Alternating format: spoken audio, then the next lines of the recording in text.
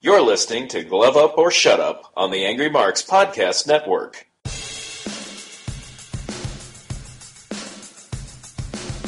You're listening to Glove Up or Shut Up on AngryMarks.com with Peter H.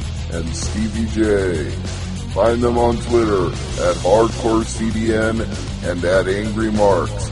And now, for all news, reviews, and interviews in mixed martial arts, it's time for Glove Up or Shut Up from AngryMarks.com. And welcome everybody to another episode of Glove Up or Shut Up right here on AngryMarks.com. My name is Peter H. from, as Ashley Madison calls it, one of the the cheaters' paradise? 1 in 5 people in the city cheat apparently. Ugh. Anyways, I'm Peter H. I'm joined by my co-host from Omaha, Nebraska, Stevie J. That's an ignominious distinction. Did you, know. Do you know any people that were on that list that got broken into and sold? I don't know, and they won't tell me. Well, if they did, and they wouldn't, because they don't want to. There's some confusion if it's 1 in 5 married couples or 1 in 5 people in the city. There's a number, I think Ottawa's got a population of around 1 million people, and 190,000 are on that site from Ottawa. Well, as long as you and Lisa aren't on that list, I don't care. Shoot! No. Don't start rumors like that. Fuck, I want to keep my marriage. That's why I said, as long as either one of you are on the list, it's all good in the hood. Yeah, exactly. It's a scary stat when John Oliver calls out Ottawa on his show. It's like, oh no, fuck, here we go. No, the only thing that's scary in the last week is all the tweets from Hulk Hogan. Oh, we had to go there. I just want that man to disappear for a while. For his own good, just go away. Well, we do see Hulk Hogan at UFC events in the past. Do we see him in the future? I think he's going to be Mr. Invisible until this blows over, if this ever does blow over. But, they're going to have to do something when it comes to the perception of what he did. It has to do with context, has to do with lawsuits, and it's just a really sticky situation now. And with social media the way it is today, you gotta think, give it 5 years, people in UFC, WWE, any real sports organization, what you say 5 years ago can still be brought to the forelight in case a lawsuit is, for some odd reason, and the lawyers, do discovery and they find this tape where you said beep, beep, beep, beep, beep, and there goes your career. You know what I mean? Well, this is almost 10 years ago now that he said this stuff, so there's a lesson in this for fighters, for wrestlers, for athletes, for everybody. If you don't want it to come out later, don't say it, don't tweet it. Well, we should have a 3 a.m. ban on Twitter. If it's 3 in the morning and you want to tweet something, don't.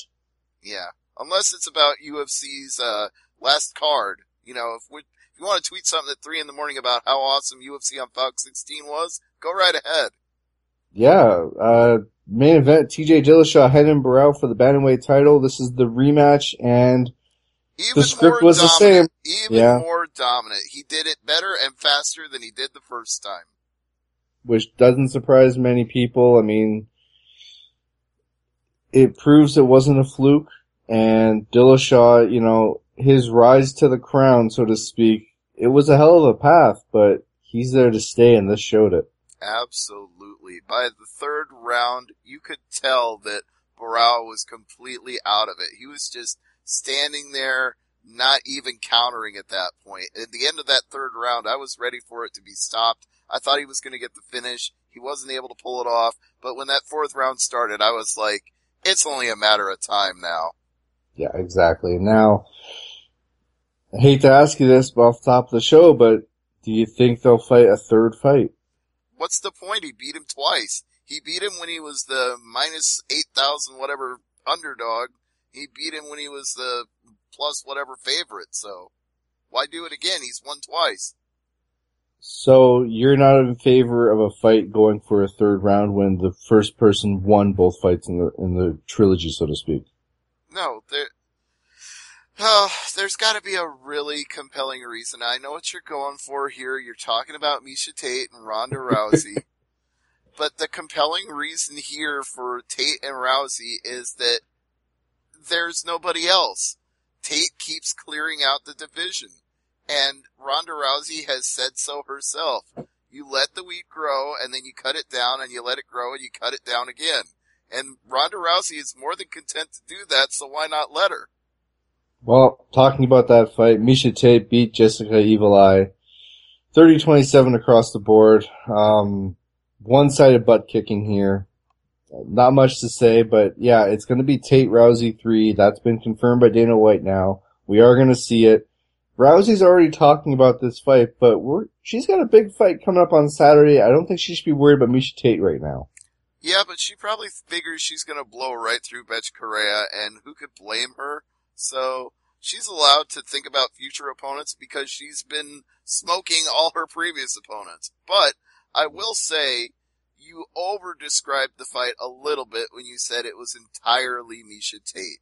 The first 2.5, maybe 3 minutes of that first round, Jessica Eye was doing really well, and then Miesha Tate landed one perfect punch that rocked her, and from that point on, Jessica Eye was not the same fighter. She had no footwork, her head was straight up, her chin wasn't tucked, and Miesha Tate was just popping her with shots over and over again. And when Miesha Tate wanted the takedown, she'd get the takedown. It's like she took Jessica Eye completely out of her game with one punch. She turned that whole fight around. See, the thing about that punch, if I was on press row, I don't know how many people, you've said in the past, Pete, you cannot react when you're on press row. But when that punch landed, I'd be like, oh, like just, I wouldn't even think about it. More like a reaction. You know what I mean? It was that perfect of a punch. You have to moderate it. You can like, under your breath, you can go like, whoa. But you can't stand up and go, oh shit. You know, you can't, you can't freak out. But it was a perfect punch as you described it, and that changed the whole philosophy of the fight. Now, I would wonder, I don't remember seeing this, and if I did, I forgot about it now, but did Eye's corner say, you know, you won that round, or is there any chance that she thought she was winning going into the second round? I don't think so, because, yeah, she might have been winning the round up until that point, but she was just getting pounded on mercilessly after that, and those elbows, Miesha Tate was hitting some nasty elbows to the side of her head. I mean, she couldn't have walked away from the end of that first round feeling like a winner, because she got, not manhandled, but woman-handled. Person-handled. Person-handled. 30-27 across the board, and that was the correct call. Yeah, if it was 29-28 on that card, I really question the judge there. If Cecil Peoples was on there, I don't know. But and speaking of 29-28s, that was the score for Barboza and Felder across the board, favoring Barboza, and I agree with that. Well, before we talk about that, I just want to mention the bantamweight rankings. There's quite the mix-up here. Miesha Tate up 1-1, Zingano down 1-2, Correa up 2-5, Eye down 1-6, Kaufman down 1-7, Pena down up 1-11, and Renault down 1-12. So a lot of positional changes here after this pay-per-view. Well, that's reflecting the fact there have been a lot of ranking bantamweight fights in the women's division in the last few weeks, and this one was the biggest one of all. Yeah. Alright, so Barboza, Felder. If decision. You like spinning shit, this was the fight for you. Did you get dizzy too? I think the fighters got dizzy. Was this fight sponsored by Cesaro? I mean, it's just round and around and around. Like, stop, please stop spinning. Stop. At some point, I concluded it was a game of one-upsmanship. Like, oh, you're gonna throw that spinning kick, I'll throw a spinning back fist. Oh, you're gonna throw that spinning back fist, I'll throw a spinning heel hook. It's like they were trying to show each other up. Wow, it leads to an entertaining fight, but you get dizzy after a while. Well, if anybody got dizzy, it would have been Paul Felder from all the leg kicks he took. He took him to the head, the body, the legs. One whole side of his body just looked like a bruise. Yeah, it wasn't good, but you talk about the reaction in press row, and I've been there when Barboza has fought, and when he lands those leg kicks, you can't react, you can't stand up and say anything, but you can kind of sit there and wince like, ow. Yeah. Those, as loud as they sound on TV, they sound 10 times louder in person. Can you imagine if he fought Marquardt or Bonner, you know, the guys who never check a leg kick? Yeah, he eats those kind of guys alive. He eats those guys for breakfast. But Barboza doesn't go up in the rankings. He's still number 7. There is some movement. It looks like somebody might have got cut because Iaquinta up 1 to 11, Darush up 1 to 12, Diaz up 1 to 13, Poirier up 1 to 14, and Jorge Masvidal goes up into the rankings at 15. Well, the last one they sent us, they said that a fighter was suspended, but it wasn't somebody in the rankings, and no, it wasn't Travis Brown. Yeah, Travis Brown's still ranked number 5 in heavyweight, which... I assume that means the investigation is still pending, but we're going to talk about domestic abuse and that kind of stuff later in the show. We got a lot to say about that later. Yeah, we got some other breaking news, talking former UFC fighter and a current UFC fighter. Yeah, Thiago is still a current UFC fighter, so I think we're okay. Alright, well anyway, before we get into all that stuff, let's talk about Joe Lozon smoking Takanori Gomi. Smoking the right word to use here? Yes, the Fireball Kid got smoked. I mean, Lozon, it's the Lozon of old, I like it. You know what I like about this fight? He was his own referee. Everything? Oh. He decided Takanori Gomi had had enough, got up and walked away. He's like, I'm done. Yeah, bravo. I'm applauding on the air right now. That was a classy move on his part. Like, nope, I knocked this guy out. I hit him with a punch again and I woke him up. I'm not gonna hit him anymore. See, I don't know if that was arrogance or if it was... See, the first time I saw it, I was like, where's Herb Dean right now? Like, he should be the one telling you to back off, but I'm not sure if it was arrogance or just, like, respect for the fighter. You know what I mean? Like, it's like, I don't need him anymore. Now, Lozon has clarified this, Peter. He said he thought Herb Dean was hovering over him, quote unquote. He's like, I felt him there. I felt like he was going to stop it, so I backed off. I should have probably continued, but I felt like I had done enough to Gomi, and I felt like Herb Dean was right about to stop it. Yeah, if he would have hit him one more time in that prone position like that, like, it would only cause more damage. You know what I mean? Like, it's unnecessary damage. He's already done. It's inherently risky to stop a fight when the referee hasn't stopped the fight. We've seen people get screwed by doing that. We've seen that happen to many fighters, but in this case, it turned out to be the right call because Gomi was done. I don't see their fighter in the rankings, so it looks like Lozon needs to have 1 or 2 more victories before he gets ranked again. Yeah, well, I hate to say it, but Gomi wasn't the fight to do that because he's past his prime in a significant way. I said this on... Did you hear the Sherdog radio show or not? Tell me if you did. Well, no. I said this on Sherdog Radio. I said he hasn't had a good fight since Ichi Mitsuoka in 2012.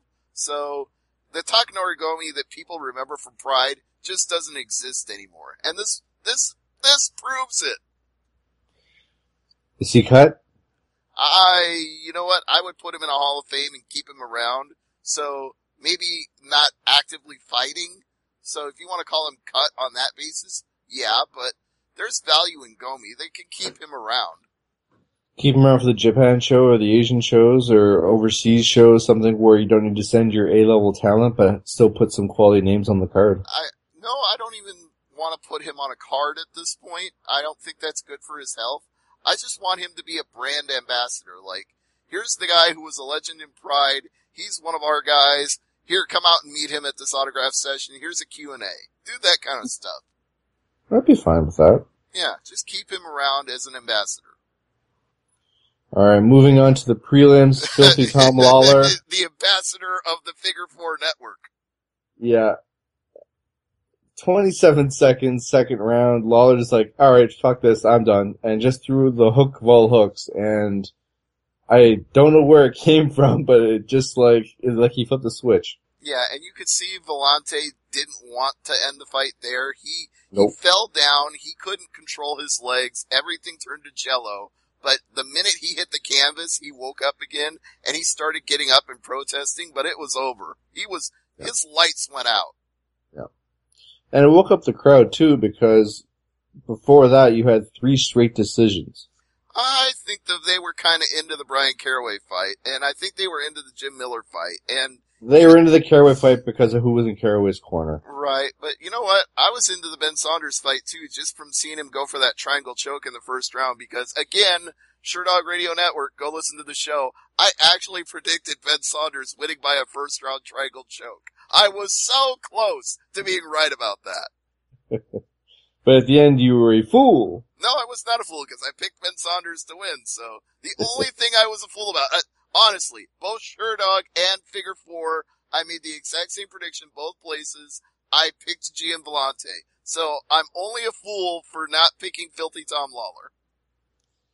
Well, Miller beat Castillo, split decision. I think the right person won there. Yeah, it was a close fight, but I don't close. think Castillo was winning. No. Saunders beat Robertson with a split decision. Saunders, if there's a definition of a close 2 rounds to 1, it'd be this. Yeah, he was just out grappling him. He had better positions on the ground. He made more attempts to finish. I think Ben Saunders won that fight. And Brian Caraway did unanimous decision over Eddie Wineland, which surprised me a little bit because I thought Wineland would put up more of a fight. No, I think Eddie Wineland is shot. I've said it before, I'll say it again. He's not going to be that fighter that used to be a champion. He's in the Takanori Gomi position at this point. Now, looking at the Fight Pass prelims that started at 4:15 in the afternoon, is there anything here that catches your eye? Yeah, how about James Krause just dominating Darren Cruikshank? Yeah. Just rocked him, jumped on him, choked him out. I wouldn't say easy, because there's no such thing as an easy submission, but it's early in the fight. They aren't slippery. They aren't sweaty. He's dry. Darren Cruikshank's neck was open. He took it and sank it in, and Cruikshank tapped out so fast. Yeah, he's done. Yeah. Cummings beating Steele. Is that Cummings beating Dominic Steele? 43 seconds, very first round. Yep, and as predicted too, I thought Dominic Steele was making too big of a jump up for his debut, and Zach Cummings, I expected him to do well. He did what I thought he would. And the one that surprised me was Jessamine Duke getting beat by Elizabeth Phillips with the unanimous decision 2 rounds to 1. Nope, again, gonna refer to the Sherdog Radio Network, and go check out the show with Patrick Wyman and Jeremy Botter, hosted by Jack Encarnacio, and I'll say what I said there. There's the 4 horsewomen, but there's only Ronda Rousey. It's her and then the stable of everybody else. Jessamine Duke, not Ronda Rousey. Marina Shafir, not Ronda Rousey. Nobody else in that group is on her level. Now, looking back at the music, sometimes I like looking at the different music entrances the fighters have, and you got your standards, like you got the Chili Peppers for Dillashaw, which you can't go wrong with Chili Peppers. Misha Tate coming out to Roar by Katy Perry. You got Machine Gun Kelly's song, and then you get some weird ones. I mean, you get Paul, okay, that's another Shipping Off to Boston, but there was one, I'm trying to find it on my list here. Okay, Lawler coming out to Beautiful Day was funny. Did he do anything at the weigh-ins? No, he wasn't allowed to. He was going to come out dressed like Conor McGregor, and they banned it. Ha! No! Yeah, sorry. That's funny. Some guy named Kanye West? Yeah. If you get the sarcasm there, watch the Pan Am Games closing ceremonies. It was hilarious. Right. There was somebody came out to Salt and Pepper. Guess who that was? Oh, shit. I don't remember. Brian Caraway. Push It. Oh, yeah, that's right. Push It real good. And Back in the Saddle by Aerosmith by Eddie Wineland. That was pretty good. I like that one. Yeah. But the reason that I bring up the music, when was the last time you had somebody come out to Elvis Presley? Maybe Alan the Talent Belcher? Yeah, that's the one I could think of. But yeah, Darren Cruikshank came out to Trouble. Okay. Which is a lesser known Elvis song, I would say. Not up there with his usual hits, but when you got Salt and Pepper, Aerosmith, and Elvis Presley as your songs, like, it's eclectic. At least he didn't come out to EC3. Huh? Oh. Trouble, trouble, trouble, trouble, trouble, trouble, trouble. There was, I don't know. There's some songs I wish they would never use. Never like, play? Yeah, I never need to hear EC3 song ever again. Or like, some songs that are so overdone, like, it's like every fighter at one point came out to Enter Sandman. It's like, okay, we get it. We get it. You like Metallica. Honestly, the only person who should ever come out to Enter Sandman is Sandman. Brock Lesnar. No, Sandman. Oh, yeah, that's true. I was thinking MMA. You're thinking WWE or wrestling. You want to see something absolutely hilarious off topic here, but funny if you want to go back and watch? Go to the WWE Network, watch the One Night Stand pay-per-view, and watch when Sandman walks down to the ring with his cane and his cigarette and his beer. Watch the crowd. Don't watch him. Watch the crowd mouthing along the words of Enter Sandman as they dub generic music over it. You can tell that they're singing Metallica in the crowd. I did that with, what did I watch last week? Heatwave 98. It was a 6-man tag, Dudley's against, Spike, Sandman, and Dreamer. And when Sandman comes out, you could tell the fans are singing Enter Sandman, and it's some generic rock tune. It's like, that's not the right song. It is so blatantly obvious. I understand they don't have the rights to it. They can't do it, but man, it just looks terrible. If I want to hear Enter Sandman, I have the original VHS tape. I can just watch it. Yeah, you know what? I bought that pay-per-view and recorded it on VHS tape too, so I can always pop that in. Which is legal for home viewing only, just so we're clear. Yeah, exactly. I bought it and kept it and never got rid of it. Exactly. Alright, so we have a couple of shows this week, one in Rio de Janeiro, Brazil, and one in Las Vegas, Nevada. Two places I've never been. But... 2 title defenses, and both in the bantamweight class, one in Brazil and one at the Planet Hollywood Casino and Resort. So 2 of the best bantamweights in the world in action. One man, one woman. Which card do you want to go with first? Why don't we talk about the World Series of Fighting first? Alright. Rousimar Palhares and Jake Shields, that's their main event for the welterweight title. Rousimar Palhares? Is that what you're going with on this one? Rousimar Palhares. Silent R, brother. Oh, anyways. Brother. This is a long, don't go with brothers now. I think that's taboo these days. Unless you're KZ, or KZ as I call him. Anyway, yes, let's talk about that main event. It's Rousimar Palhares and Jake Shields fighting for the World Series of Fighting Welterweight Championship, currently held by Rousimar. Now, this is a long-awaited fight. Part of me thought we'd never get here. I thought somebody would be injured or pull out or whatever. But now that it's here, it's this Saturday. It'll probably happen, I don't know, late. I mean, the main card doesn't start till 11. And there's 4 fights before it, so you're looking at 12:31 in the morning when this fight finally takes place. I think they're doing the late start because they're trying to not go completely head-to-head with UFC. Yeah. But, at the same time, if you listen to what Ray Sefo said on the conference call, he thinks their fights are more dynamic and more exciting. In his own words, you buy a Ronda Rousey fight, you know exactly what you're getting, and it's over in 15 seconds, and then what? So he's basically claiming if you want to see the fun fight and they're on at the same time, tune in for his. Well, of course he's going to say that. He's a salesman. Yeah, but he might actually have a point there because Ronda Rousey fights end very quickly. The only one that went 3 rounds was, wait for it, Miesha Tate. Yeah, exactly. Alright, so... Who do you got in this one? Do you got the allegedly dirty Rousimar Palhares or do you got the American Jiu-Jitsu expert, Jake Shields? You know, I'm going to go with the champion here. And what do you predict? A leg lock? Yeah, I think, and he'll let go when the ref says let go. We hope so anyway. Oh, him and Paul Daly, 2 guys I don't think I've ever seen UFC, but man, that leg lock, if it's on you, it's like a bear trap, man. Well, here's the thing I have about that is I like the prediction, but Jake Shields has never been tapped out. Never. Not once. This guy's been around for well over 10 years now. Never once been tapped out. He's lost fights, but he's never tapped. Yeah. Well, I mean, John Jones, you could say he never lost except for a DQ. I mean, there's a first time for everything. Yes, there is, but I'm gonna pick tie goes to the runner, Rousimar Palhares retains, but I figure it's going the distance because they're both gonna try to get a leg lock. They're both going to get stymied, and then what? And so it's going to be a grueling, grinding 25-minute fight. Yay. You sound so thrilled about that. Sometimes styles make the fight, and sometimes you get 25 minutes of boredom. I think it's going to be exciting, because when they're not left with leg locks and they both stifle each other, they're going to have to try to stand there and bang. So I think it's going to be fun.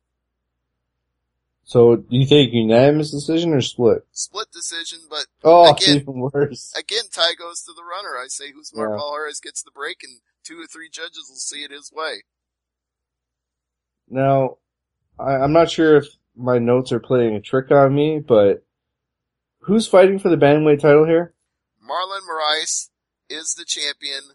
Shaman Moraes is the challenger. And I got Moraes winning the fight.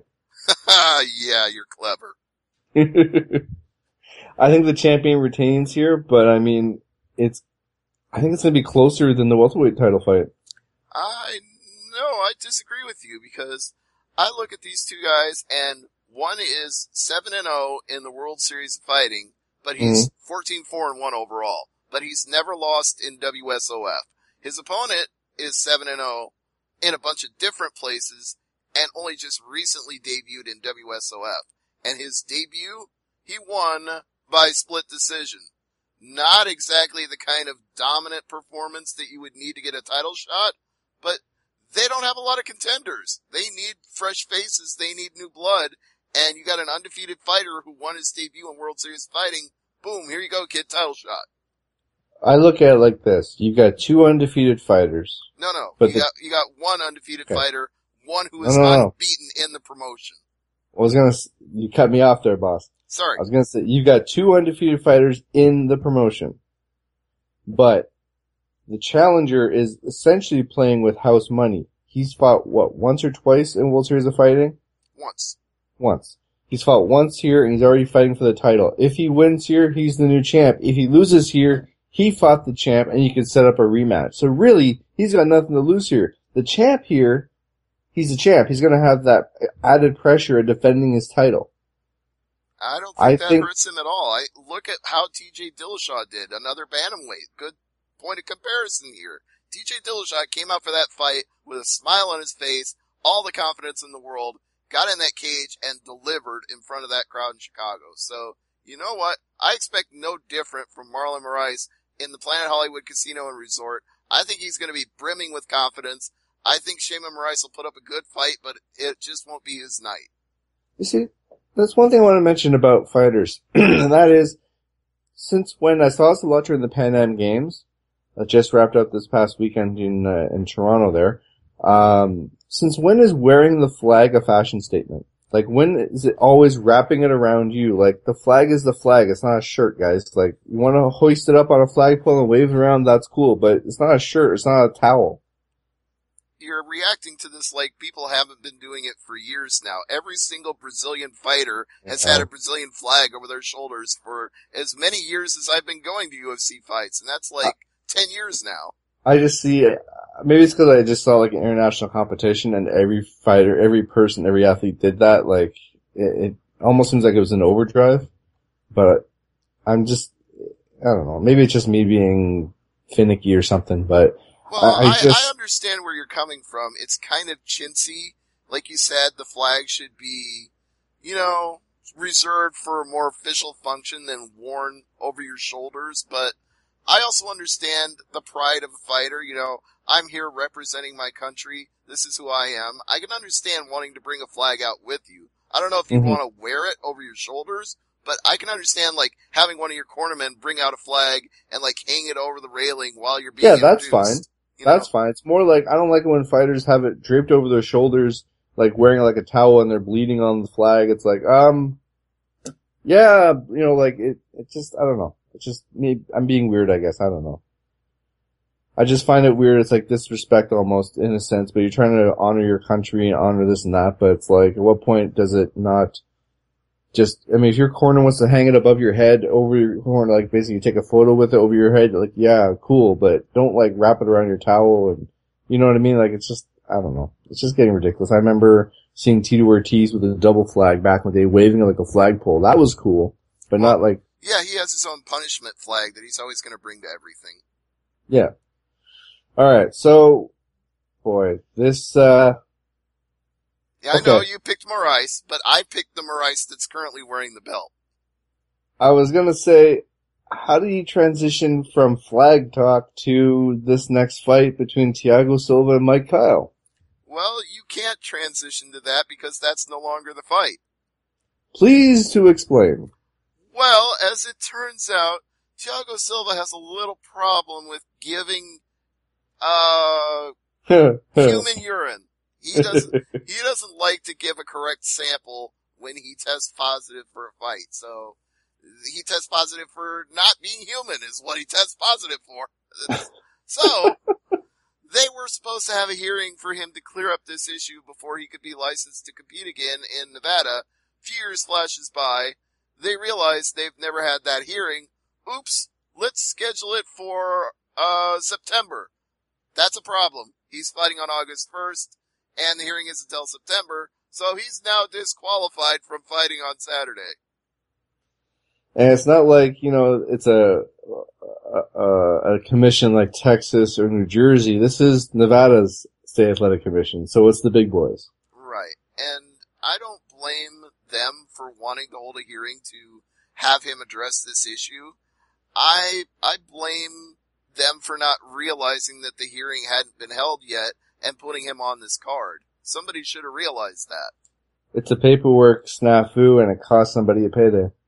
Yeah, but it doesn't cost Clifford Starks one because he gets to step up on short notice and take on Mike Kyle. And this is not something new for him. He did this at WSF 19 and he was very successful. He choked out Jake Ewan. That name sounds familiar. Yeah, I just interviewed him today. And where can we find that interview? MMAmania.com. It's also going to be on the AngryMarks YouTube channel? Yes, it is. So youtube.com/ AngryMarks.com. DOTCOM. And exactly. You might want to check it out because aside from the fact that he's got a big fight coming up on this card against Davin Clark, it is the top fight of the preliminary portion, which means if the fight goes well, it could be bonused onto television. He's also good friends with Chris Lieben. We're not there yet. That's our news discussion, but he does talk about it. Which, yeah, stay tuned for that one coming up in a few minutes. But Jorge Moreno against Abu Bakar Nurmagomedov. Thank you. You're welcome. That's the brother. That is his brother.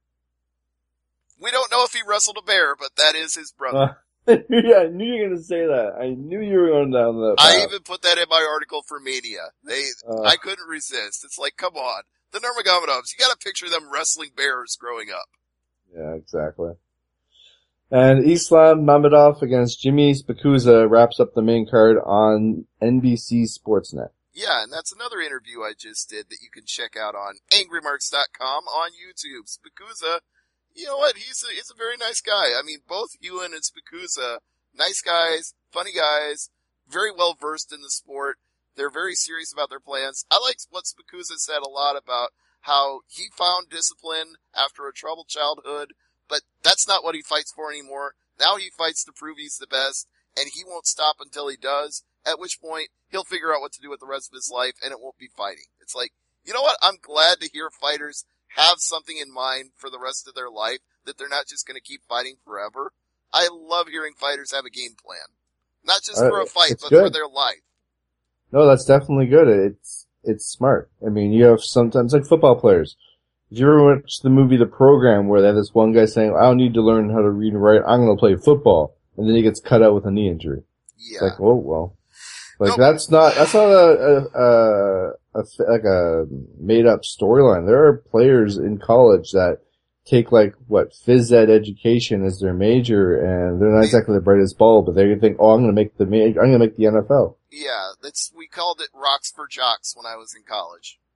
Rocks for Jocks, there you go. Yeah, no, have a game plan, everybody. Don't be the guy who thinks because you're great at sports that's going to take care of you for the rest of your life. Have something you can fall back on. Even if you just get a degree in physical education, then at least you can be a coach in a high school somewhere. You'll still have something to fall back on. I like the people in college that it doesn't matter men's or women's sports either or, but they go into some type of broadcasting degree so that when they're done playing, they can go behind the microphone and become the media. Yeah, I've got some friends who are not exactly big fans of that. Really? Well, you're in the radio business. You should know where I'm coming from about this. There are some athletes that come over and make that crossover, and they give an insight that broadcasters who haven't played that sport at that level, we don't have that insight for. that's not really the issue, though. What's the issue? The issue is there are only so many radio jobs out there, and there are a lot of people who put a lot of years into getting a degree and paying their dues, and then athletes just jump in. And I'm talking about athletes that never got a degree in broadcasting, that don't have any experience, but they have a name and they're famous, so they get that job. Yeah. No, it's... I have some friends in radio who are very bitter about that. There is that side of it as well. That is true, but sometimes, I mean, they're not going to put any ex-athlete. They've got to talk the talk. They have to have that have some pizzazz. factor. You got to be like Deion Sanders. You got to have some charisma. You got to be like Warren Sapp. Oops. Yeah. Whoops. All right, moving on. The prelims. Is there anything on the prelims card that catches your eye? Yeah, I just talked about it. Jake Ewan and Davin Clark. Yeah, besides that one. Yeah, that's the biggest fight on the prelims card. I won't talk about any of the rest. Okay. The one fight that I'm looking forward to, I'm curious about is the best way to say it, is Corey Hendricks against Julio Hinojosa. That's no relation to Johnny Hendricks, so don't get too excited. No, but I've seen Corey Hendricks fight before, so I'm curious to see, if he advances or if he, it's gonna be a good fight for him, so. Yeah, well. Good test. I can't imagine Julio Hinojosa is like the biggest dog in the yard for him to fight. No, but it's a good test though. I mean, you're on the prelims of World Series of Fighting today. Tomorrow you keep climbing those ranks and you go from there. You know what? That's exactly what I said to Jake Ewan when I interviewed him. I'm like, you know what? It's wide open in World Series of Fighting. It's a new organization, still getting their feet down after a couple of years. They don't even have a light heavyweight champion right now. You put together a few wins and you're right in the mix. There you go. Alright, so we do have some news, and we're going to talk about RFA, and we're going to talk about Bellator in a minute. And we still have to preview UFC 190 here before it's all said and done. Oh yes, but I think we should talk about the Chris Leben story now. Yes, unfortunately we have to, because the news broke in the last few days that he had been charged with multiple counts of heinous shit. I'm just going to read the statement that I saw here. Chris Leben is facing 16 criminal counts, including 1 felony count of possession of an assault weapon and 11 counts of disobeying a court order. He'll be on court this Monday. He'll be he's doing court on Monday coming up, with the prelim hearing on the next Wednesday to determine if there's enough evidence to move forward. It stems from an incident on June the 8th when Leben allegedly broke into his ex-wife's apartment in downtown San Diego. The police were called on the scene and found a loaded .45 pistol on her bed. Yeah.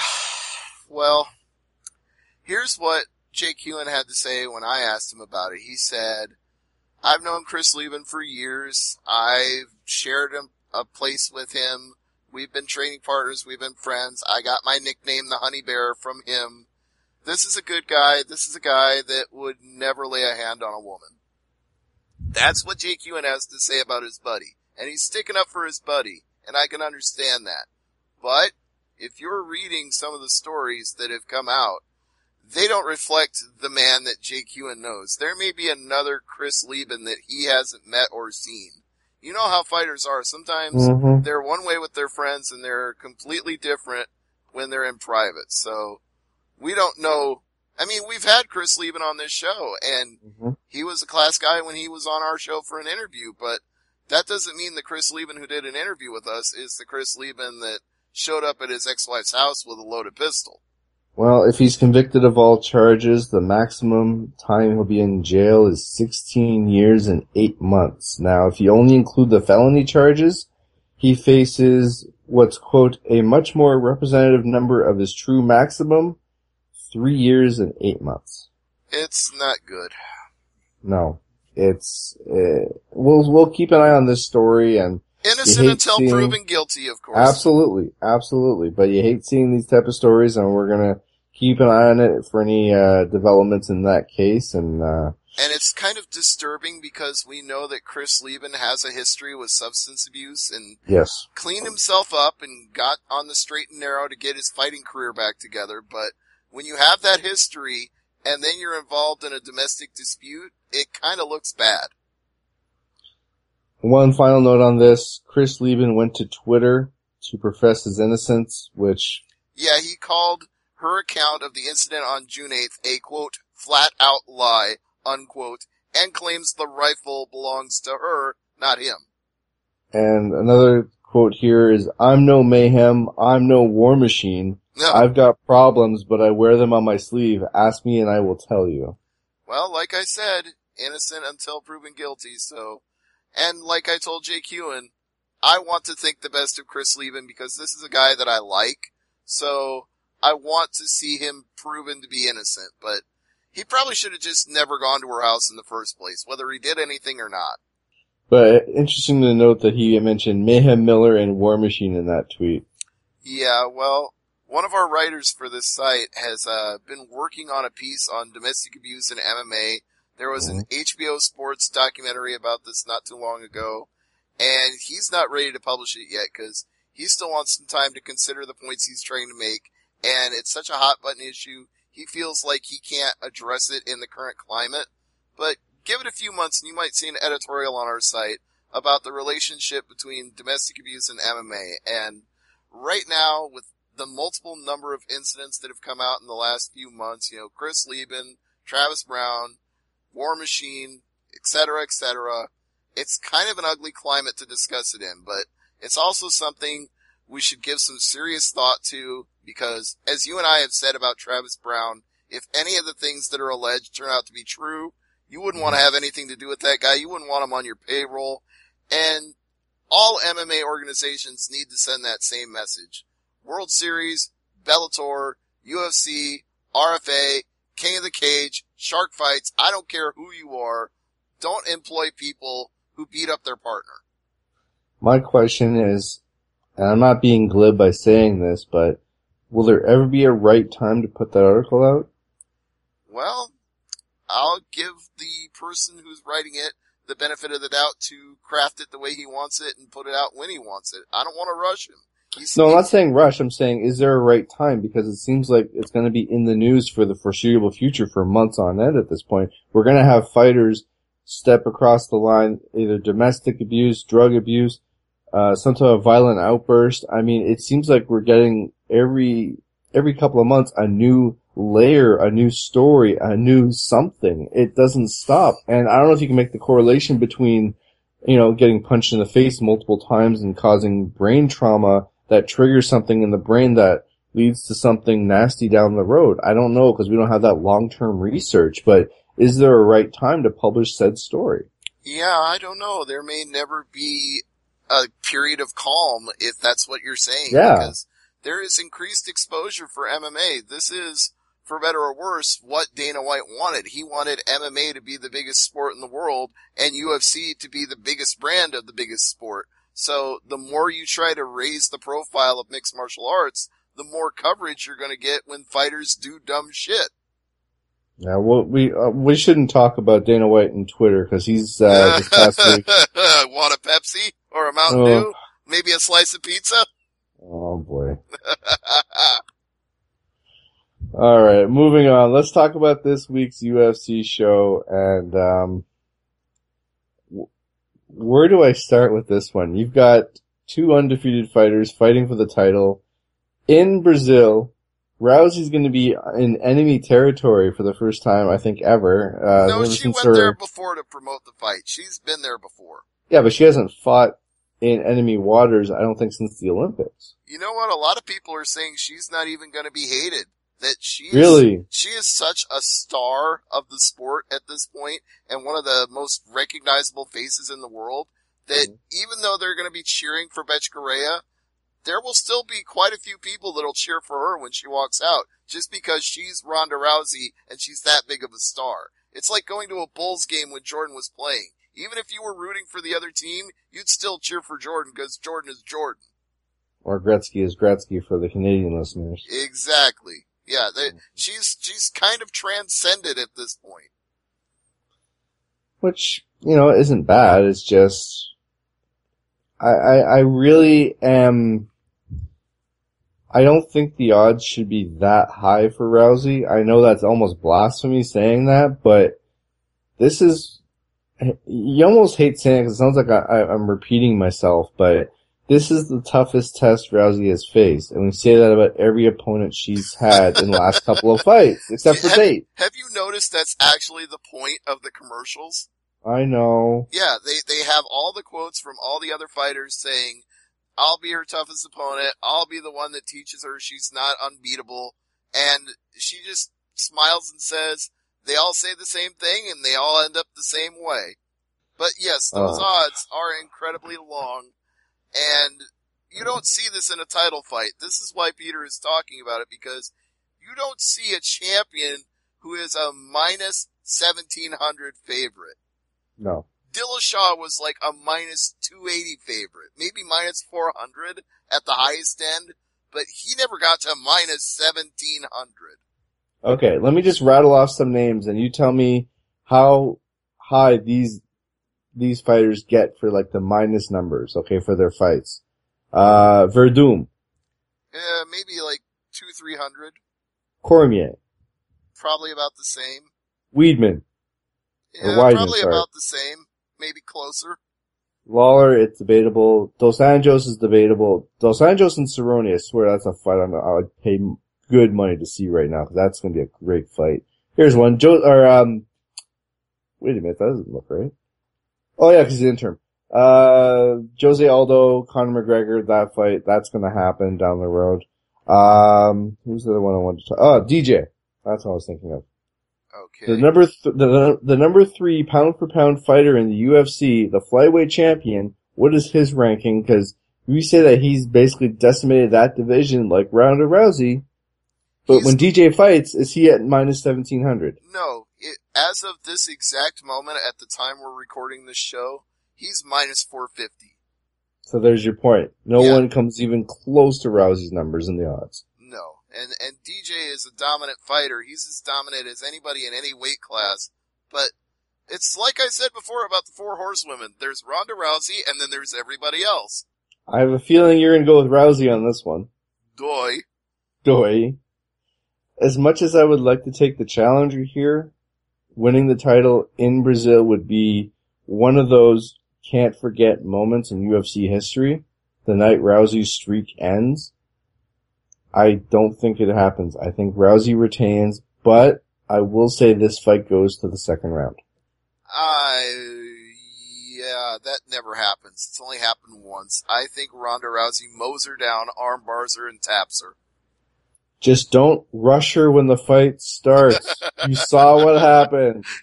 No, please do. No. No, if I'm there live in person to see it, please do, because it's hilarious. Alright, so the other reason why this card is newsworthy is because it's gonna, it will have the long-awaited Brazil 4 tough final fights, because it was supposed to happen June 27th in, where was it? Hollywood, Hollywood, Florida. Right.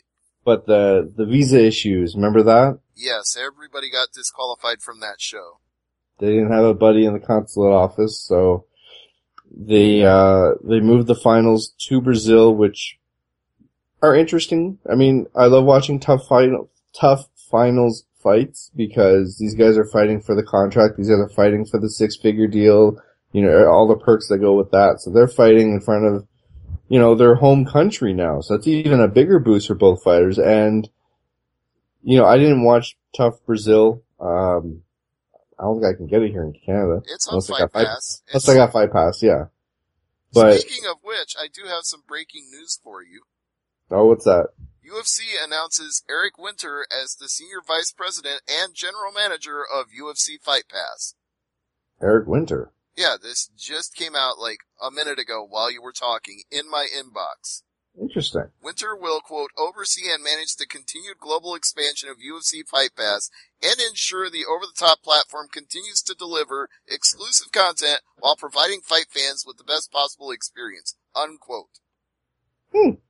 Interesting. Winter adds, I'm thrilled to join UFC and build key partnerships that will ensure UFC Fight Pass is the premier destination for fight fans around the world. And there's your UFC press release for Glove Up or Shut Up. Now, one interesting note, someone was talking about Dana White, and if he ever leaves UFC, if they want to replace Dana White with somebody else, they came up with this guy who is right now the vice president of one championship. Any idea who that is? You're gonna freak out when I tell you who it is, the VP of one championship. Who? Rich Franklin. Oh, okay. He's basically running stuff behind the scenes, and if Dana White ever leaves, they want to put somebody in that role who's a face, a former fighter. Rich Franklin would probably be a great selection. Not to mention he's a former teacher, so he can do the math. Yeah, and, yeah, very funny. And, it's just with the whole people getting promoted within the company for UFC, for Bellator, for ONE, it's one of those things where I find the people who are in the high positions, like, I mean, if you're in charge of Fight Pass, that's one thing. If you're the president of the company, it's another. If you're a VP of another, you're pretty high up on that structure. Your social media presence has to be either A, non-existent, or B, restrained to a point. You know what I'm saying? Dana White is not a restrained man. Whether you love him or you hate him, he is unrestrained. No. Just like the fans at the CM Punk Q&A, but we're not going to go there. You know what? That fan is actually a fighter. No! Yeah. I didn't know that. Yeah, he has a 3-0 record. Oh, no. Yeah, that Dylan Poussin is a legitimate fighter. Oh, going off tangent for a second, the current season of the Amazing Race Canada? Yeah? It's newsworthy because one of the teams is the Flatliners, the tag team that was always on the O Show. Yeah. And in the first episode, the first couple eliminated, the guy there and his girlfriend, the guy is a UFC fighter. Really? Which one? Elias Tiradu. Oh, really? The pretty boy, the model. Yeah. Oh, that's a shame. I was like, why do I know this guy for some reason? Like, they don't mention his last name, it is Elias. I'm like, I know him from somewhere, and then they show here like a stock photo of him with the UFC. All you'd have to see is one picture of him looking like a Harlequin romance novel cover, and that you'd know who it was. That guy has GQ looks, and he's proud of it. Well, they screwed up their first challenge so bad. They were the last team there, and it's like, I'm sorry to say you're the first team eliminated. Oh man, poor Elias. But hey, not poor Elias. He's still got $1 million looks. They devoted entire episodes of Tough Nations to his grooming. Well, speaking of, I always segue back to the card. You got Shogun Ahu and Nogueira. Yeah, I don't think either of these guys are going to be on the cover of a Harlequin book. Not exactly talking about your Fabios here. Now, I probably asked this before, but when have we seen both Nogueiras on the same card? It's been a while. Yeah, because you've got the other Nogueira against Stefan Struve later on in the show, but right now, let's talk about the Shogun Nogueira fight for light heavyweight. So, man, that's You know what? These are both guys that are not going to be champions at any point in the near future. No, but they're very talented. Like, in my opinion, it's like guys who should be coaches at this point, but they still got some gas in the tank. Whether that's synthetic or natural, I don't know, but...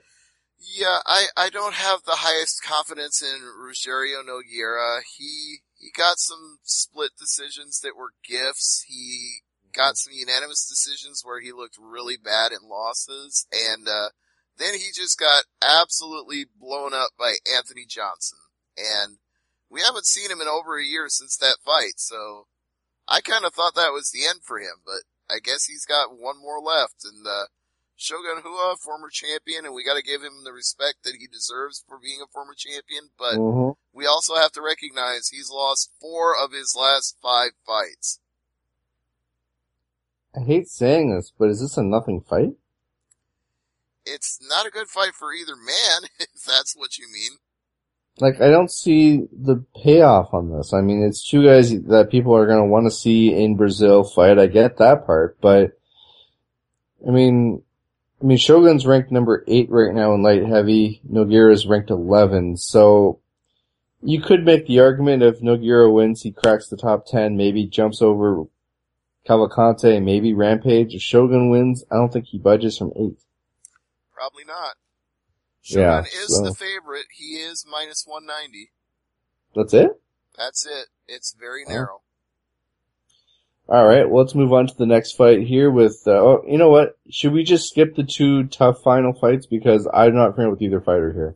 I don't know Glauco Franca. I don't know Fernando Bruno. I don't know Delano Lopez. And I don't know Reginaldo Vieira. They're all probably great fighters because they're all in the finals, but we'll find out more about them on the actual show. Yeah, we'll break down that fight after it's over, I guess. It's just guys we don't know. Yeah, sorry, the last season of Tough Brazil I watched was, you're gonna laugh, Chael Sonnen and Vanderlei. That's the last one I watched.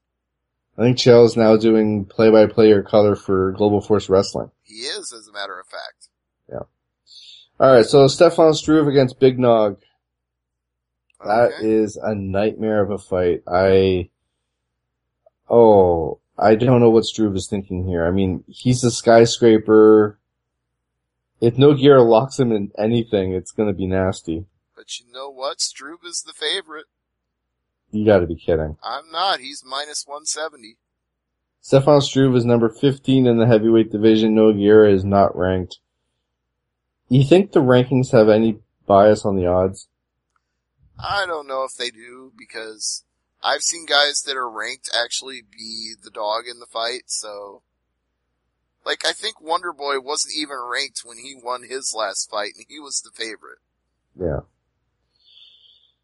It's just, Nogueira is up there in age. Struve, this is a win he should get, but if the fight goes to the ground, if somehow Nogueira takes down Struve, I don't think it looks good for Struve here. Hey, let's remember that as well respected as the Nogueiras are for their submission skills, Frank Mir tapped out Big Nog. It can be done. It can be done, but Struve is no Mir. Yeah, you're not giving him the respect he deserves, though. He triangled Pat Barry. He armbarred LeVar Johnson. He's got a good ground game. Well, I like Nogueira in this fight, but only slightly overall. If the fight stays standing, it looks better for Struve. But if the fight goes to the ground, I respect Nogueira's ground game more than I do Struve's. See, I'm going to completely disagree with you. I think that standing is a bad idea, because in his last two fights, Struve got knocked the hell out and knocked the heck out. So I wouldn't want to stand and bang if I was him. I'd try to go to the ground. Struve has only fought, 5 times since 2012. His last 5 fights, he's 3-2. Losing his last 2 fights, and the only time he's won a fight via submission in those fights was against LeVar Johnson over 3 years ago. I mean, we do know why there's a big gap in his record because of the heart issue, but it's either KO, TKO, or the armbar is very rare on that record with, Johnson and Pat Barry. So I still stay by Nogueira's ground game is better than Struve's here. I don't agree, because 16 of 25 wins for Stefan Struve are by submission. You're only looking at his recent history and not his total history. You're getting the wrong picture. Struve is a submission specialist. He's only knocked out 7 opponents out of 32 total fights. You're taking, okay. Struve is a brown belt in jiu-jitsu. Yeah. Okay. Nogueira is a 4th degree black belt in jiu-jitsu. And Nogueira is also past his prime, and Mir has tapped him out. We're going back to the Mir fight again. I don't think Struve is on Mir's level. I don't think Nogueira is the Nogueira of 5 to 10 years ago either. Oh, this is why we fight the fights, I guess. Yes, it is, but I'm picking Struve. I'm picking Nogueira on that one. Alright, well, we'll see what happens. But it's not the only heavyweight fight on the main card. Yeah, Soa the Hulk Paolelli against Antonio Bigfoot Silva. If he comes out to Real American, I'm just kidding. I think Bigfoot wins this fight. He is not the favorite. Oh, jeez, I'm not batting 1,000 with the odds today. Holy no, smokes. you are not. Soa Paolelli is minus 200. That's not a bad odd, though. Yeah, well, that's probably giving Bigfoot more of a chance than I would, because this is Bigfoot without human growth hormone or steroids or testosterone replacement. This is au natural Bigfoot, and au natural Bigfoot looks really slow, really sluggish, and really easy to hit. Not that he was ever fleet of foot to begin with. Does Pelé crack the top 15 with a win here? I think he could. Yeah. Well, I like Silva. You like Pelé. Let's move on. Women's strawweight fight. Let's talk about that one. Claudia Gadelha and Jessica Jag Aguilar. And I believe this is Aguilar's debut after leaving World Series of Fighting. And it's a good fight. They're calling it a title eliminator fight, so. Well, Aguilar was considered a consensus number 1 in the world rankings, and that was really interesting for her in World Series of Fighting, because it's like, she's already the best in the world, and all the other best in the world are all signed to UFC, so what do? Sooner or later, she was gonna have to go to UFC. This is her debut fight, correct? Like I said, this is her first fight since leaving WSOF. How many fighters on their debut fight are ranked? Or in a title eliminator fight. Yeah, it's very rare. Yes, but she is, to borrow a phrase from professional wrestling, she is that damn good. Mm-hmm. I think she wins here. I love the nickname Jag. That's pretty sweet. Prelims, Damian Maia, Neil Magny is the main event there. It looks pretty good. Yeah, that is a ranking fight. There's implications, and Magny is on a hot streak right now, so that's exactly the kind of fight you want if you're Neil Magny. You want somebody that's been around for a long time, that's really respected, and you know what? That'll be his 8th straight win, and that really puts him up there in a big spotlight if he gets it. Rafael Cavalcante fights Patrick Cummings. Beans! Beans! That's his nickname, Feijão Cavalcante. Feijão means beans. So who you got in this one? You got Beans or Cummins? Cummins. He is the favorite, minus 160. Yeah. Nordine Taleb against Warley Alves could be good. Yeah. We're seeing a little bit of a tough nation's resurgence on this We show. are. First we talk about all the stuff going on with Elias Teodoro, and now we're talking about Nordine Taleb. Yeah. One of the fights in the Fight Pass looks interesting is Vitor Miranda fights Clint Hester. Oh yeah, Head Bussa Hester. Which, he's on a Fight Pass card and a Brazil show. I mean, okay. It's just, I think a win here will elevate him past the Fight Pass prelims. Right. He is minus 155. There you go. Any other fight you want to talk about on this card? Nope, that's it. Alright. So, let's talk about Bellator. They've added a couple of fights to their prelims, including a former, UFC fighter, sorry, not UFC. You're talking about Bellator Strikeforce. 141. Yes, on August 28th. Yeah, I wanted to make sure the listeners knew, because they might have been confused and thought you were talking about the Dynamite show in San Jose. No. I'm talking about the show on August 28th with Marlis Cohen, her second fight in Bellator, former Strikeforce champ. She'll be fighting Arlene Blencow. Blencow. Not Cow. Man. I didn't say cow. I said cut me out before I could say it. Adriana Jenkins and Lizette Neary, you gotta pronounce this name for me. Steven Shako. Steven Shako against Curtis Millender, and Johnny Soneros against Gabriel Miglioli. Those are your 4 prelims added to the Bellator show August 28th. Main event is Melvin Gillard against Brandon Gertz and Saad Awad against Patricky Pitbull Freire. They were kind of stacking this up. Remember how the last Bellator was all welterweights?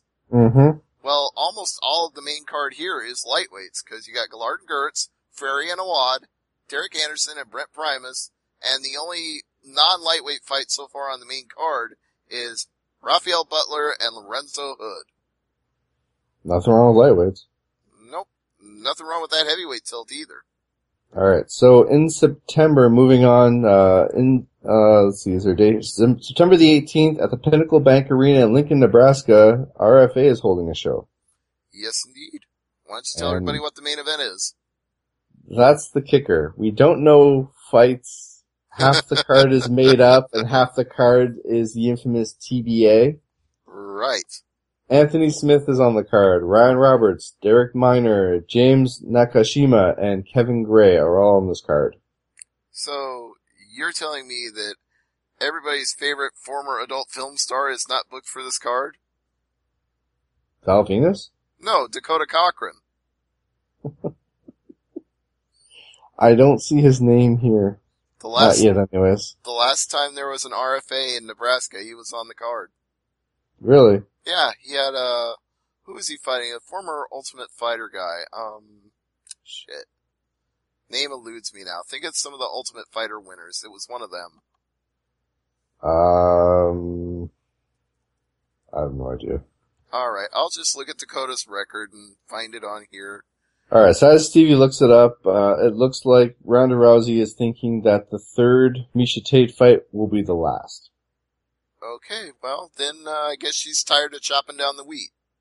I think if you beat someone 3 times in succession like that, it's like, why the hell should I fight you a 4th time? Escudero. Escudero, right. Yes, and he won that fight by unanimous decision.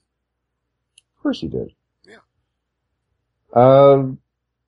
I always find it funny when the story starts off with Ronda Rousey's mom. Like, how does that, okay, whatever. She's not happy that Ronda Rousey is looking to stretch this fight. She's looking to prolong the beating in the fight on August the 1st. Yeah, like, she said over and over again, I'm gonna teach this bitch a lesson. Oh, Ronda. You know what? She can get away with that. Yeah, just checking last stuff here. Got more leaving stuff, which we already talked about, and I got you a note here about Clifford Starks stepping up on short notice to replace Thiago Silva. Yeah, so that's we all talked the about news. that earlier. Yep, that's the news. That's the news I got. Is there anything else on your list that I skipped out on? No, Peter, we have covered it all. Alright, well, what's on tap for Thursday night AMP? New Japan Pro Wrestling and whoever's taking over for Hogan on Tough Enough. Which rumor I'm hearing is actually Bret Hart. Yeah, well, he was in the mix, and so was Mick Foley, but we're recording this before that show airs, so we'll have to find out. Well, that's the thing. I mean, I hear stuff different from what you hear, so, I mean, Bret Hart would make sense. I've heard Booker T's name thrown in there as a judge, not just a coach. I suggested Booker T. Yeah. I was like, that would be the ultimate statement on what Hulk Hogan said if you replaced him with Booker T. Yeah, no, it makes sense. Either choice would be good in my opinion. Yeah. But I imagine if they're looking for a legend, like one legend for another, swapping in Hart would make the most sense. You know who if you think Hart, you know who else would make a good coach? Ooh. Or not coach, a judge, sorry? Ooh. Shawn Michaels. He doesn't want to do it. Really? No, he doesn't want to do WWE stuff. They really have to beg and plead and cajole just to even get him to do something like the DX panel that they had at SummerSlam last year. Isn't this week Click Week? Yeah, it's Click Week all week long. And count the number of times you will see Shawn Michaels on TV during Click Week. 0. Really? That's what I'm telling you. He's very happy with his post-retirement life. He's hunting, he's fishing, he's doing shows for the Outdoor Life Network. He's not interested in doing a lot of WWE stuff. Interesting. I know, Austin didn't do it because there was some type of strike or something with, like, he's focusing on a TV show. Got put on hiatus because all the people that were working as, like, riggers and gaffers and blah, blah, blah. But basically the crew. Yeah. All the crew went on strike. Jeez. You need a crew. Yes. Alright, well, that's gonna do it for the show this week. Anything you want to shout out before we end the podcast? Just shout out to Michelle for putting up with my shit. Ha! Shoot! Alright, well, for Stevie J, I'm Peter H, the Hardcore Canadian. Thanks for listening, and as I always say, never leave it to the judges. Good night, everybody. See ya.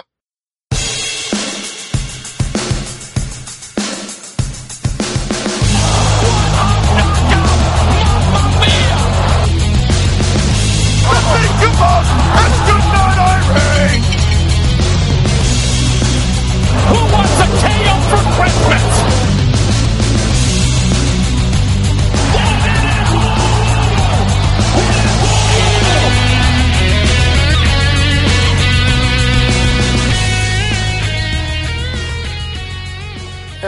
remember, you can follow Glove Up or Shut Up on social media. Follow at HardcoreCDN and at AngryMarks on Twitter. Find us on Facebook, tinyurl.com/GloveUp. You're listening to the Angry Marks Podcast Network.